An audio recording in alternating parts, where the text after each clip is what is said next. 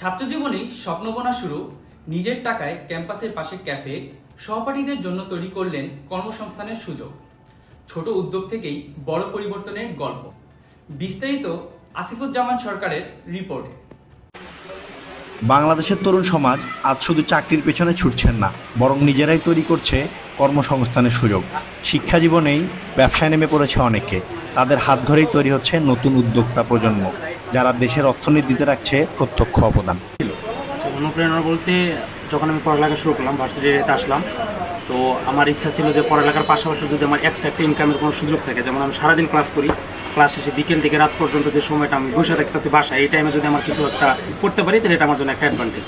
তো যার কারণে আমি ক্লাস শেষে আমি সবসময় এখানে বিকেলবেলা আসি, বিকেল থেকে রাত পর্যন্ত থাকি। তো এটা আমার পাশাপাশি একটা জাস্ট নিজের একটা এক্সট্রা একটা ইনকাম সোর্স খোঁজার জন্য আমি কি এই জিনিসটা নিজে থেকে উদ্যোক্তা হতে চাচ্ছিলাম। ঢাকার একটি বেসরকারি বিশ্ববিদ্যালয়ের শিক্ষার্থী তিনি। বয়স কম, কিন্তু স্বপ্ন ছিল অনেক বড়। নিজের জমানো টাকায় শুরু করেন এই ক্যাফে। উদ্দেশ্য ছিল অর্থ উপার্জনের পাশাপাশি সহপাঠীদের জন্য কিছু সুবিধা তৈরি করা। প্রতিদিন তো কমপক্ষে 300-400 গ্রাহক অবশ্যই আসে। তার এই উদ্যোগ এখন শুধু খাবার পরিবেশনের মধ্যে সীমাবদ্ধ নেই। এই ক্যাফেতে কাজ করছেন আরও কয়েকজন তরুণ, যাদের অনেকেই আগে কর্মসংস্থানের সন্ধানে ছিলেন। বর্তমান আমার এখানে আন্ডারে 6 জন কাজ করতেছে। আর সবাই কি শিক্ষার্থী? না, সবাই শিক্ষার্থী না, এর ভিতরে 2 জন আছে শিক্ষার্থী, আর বাকি সবাই মানে প্রফেশনালভাবে শেফ ইউনিটে কাজ করে আর কি। আচ্ছা, শিক্ষার্থীরা পাশাপাশি কাজ করার এখানে সুযোগ পাচ্ছে আপনার এখানে? হ্যাঁ, তারা ক্লাস করে তারপর বিকেলে হাফ টাইম আর কি কাজ করার সময় পাচ্ছে। আচ্ছা, বাংলাদেশের অর্থনীতিতে তরুণ উদ্যোক্তাদের ভূমিকা দিন দিন বেড়েই চলেছে। তথ্য বলছে দেশে প্রায় 35% যুবক যুবতী এখনো বেকার। সেখানে এই ধরনের স্টার্টআপ উদ্যোগ তৈরি করছে বিকল্প কর্মসংস্থান। ক্ষুদ্র পরিসরে হলেও এর অর্থনীতিতে প্রভাব রয়েছে ইতিবাচক। পরিবেশটাও সুন্দর এবং প্রাকৃতিকভাবেও আপনারা যদি একটু খেয়াল করেন তাহলে দেখতে পারবেন যে প্রাকৃতিক পরিবেশটাও তো অনেক ভালো। আর এখানকার বাজেট নিয়ে যদি আমি একটু বলি তাহলে এখানের খাবারের বাজেট হচ্ছে গিয়ে স্টুডেন্ট ফ্রেন্ডলি। শুধু কর্মসংস্থান নয়, এই ক্যাফে পরিবেশও তৈরি করছে এক ধরনের মিনি ইকোনমি, যেখানে শিক্ষার্থী, উদ্যোক্তা ও কর্মচারী সবাই লাভবান। আর ছোট উদ্যোগগুলো যখন এভাবে গড়ে ওঠে, তখন তার প্রভাব পড়ে দেশের সামগ্রিক অর্থনীতির উপরও। সবকিছু ছোট থেকেই শুরু হয়, একবারে তো মানুষ বড় কিছু হইতে পারে না।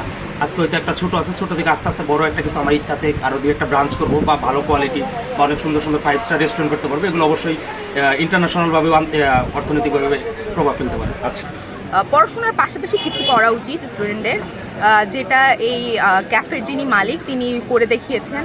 তো এনার মতো উদ্যোক্তা যদি আরও কোনো স্টুডেন্ট হতে পারে আর এনাকে দেখে যেন অনুপ্রাণিত হয়, তাহলে তারাও হচ্ছে ফাইন্যান্সিয়ালভাবে অনেকটাই নিজেকে ডেভেলপ করতে পারবে।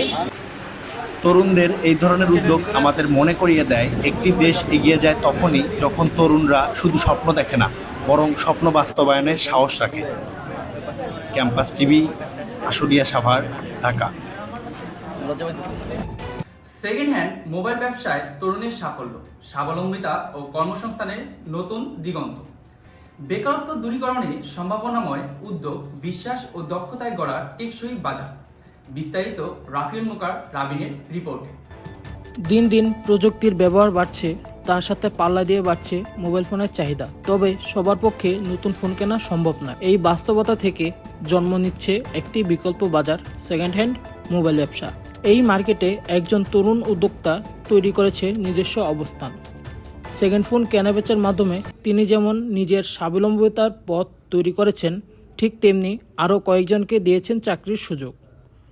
শুধু বিক্রি নয়, পুরাতন ফোন নিয়ে নতুন ফোন দেওয়া এবং কাস্টমার ট্রাস্ট তৈরির মাধ্যমে একটি পূর্ণাঙ্গ ব্যবসায় রূপ দিয়েছেন তিনি। ইএমআই তো একটা লং প্রসেস হয়, যেমন 3 মাস, 1 মাস, 2 মাস, 3 মাস। আর এটা হচ্ছে যে আমি প্রত্যেক মাসে আপনার 5% নেই। যেমন একটা কাস্টমার যদি 10,000 টাকা বাকি রাখে, সেটা তার 500 টাকা বাড়ে সেটাতে মাসে।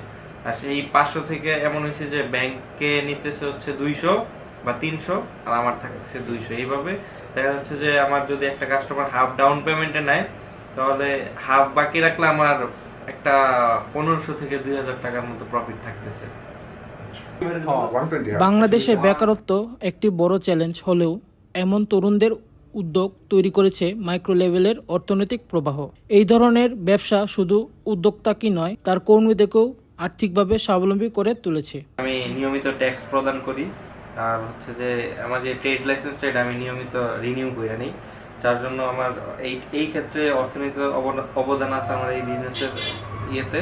আর হচ্ছে যে আমি আমার নিজের খরচটা, পড়াশোনার খরচ, আমার যে মানে বাসা ভাড়া সব কিছু আমি নিজে চালাচ্ছি, আর আমি যে এমপ্লয়ি রাখছি তাকেও দিতে পারছি। আর আমার ইচ্ছা আছে যে আমি সামনে আরো মানে শাখা খুলবো, আর সেইখানের জন্য মানুষকে আমি আরো স্টুডেন্টদের বা যারা বেকার আছে তাদের জন্য কর্মসংস্থান করে দিতে পারি। টেকসই এবং এই চাহিদা ভিত্তিক এই বাজারে উদ্যোক্তাদের এই বিচক্ষণতা ও নিষ্ঠাই তাদেরকে আলাদা করেছে। সেকেন্ড হ্যান্ড ফোন এখন শুধু ফোন নয়, অনেকের জীবনে সম্ভাবনাময় হাতিয়ার। Rafiul Mukar Rabin, campus TV, Ashulia, Dhaka.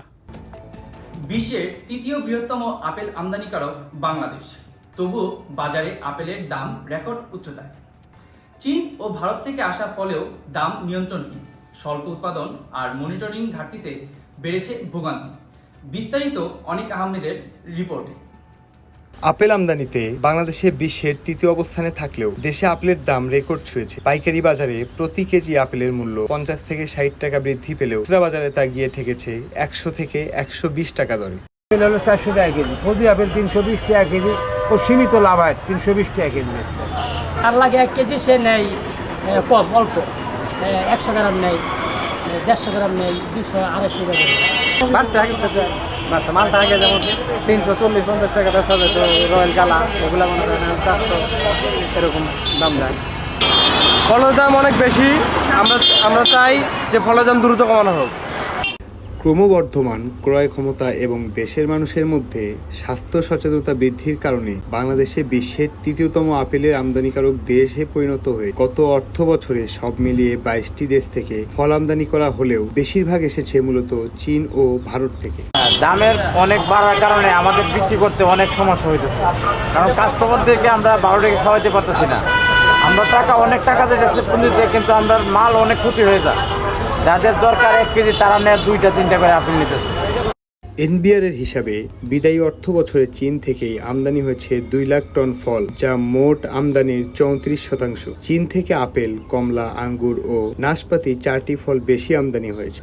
Formalin নামক বিষাক্ত রাসায়নিকের মাত্রা কম থাকলেও দাম নিয়ে মিশ্র প্রতিক্রিয়া ক্রেতা বিক্রেতা। দাম নিয়ন্ত্রণে গত কয়েক বছর ধরে আপেল উৎপাদনের চেষ্টা করে যাচ্ছে বাংলাদেশ। গত কয়েক বছর ধরে আমরা আপেল উৎপাদন চেষ্টা করে যাচ্ছি, তবে উচ্চ তাপমাত্রা ও শিল্প শীতের কারণে আমাদের উৎপাদন সেই লক্ষ্যমাত্রা অর্জন করতে পারছে না। আমরা তাই আমাদের উৎপাদন এই চলমান চ্যালেঞ্জটি অব্যাহত রাখছি। ক্রেতা বিক্রেতাদের মতে মাঠ পর্যায়ে সরকারের মনিটরিং বাড়ানো উচিত, তা না হলে ফলের বাজার নিয়ন্ত্রণ করা যাবে না বলে মনে করছেন সাধারণ মানুষ। অনিক আহমেদ, হৃদয়, ক্যাম্পাস টিভি, সাভার, ঢাকা। নিয়মিত নিউজ আপডেট পেতে চোখ রাখুন ফাস্ট নিউজের পর্দায়।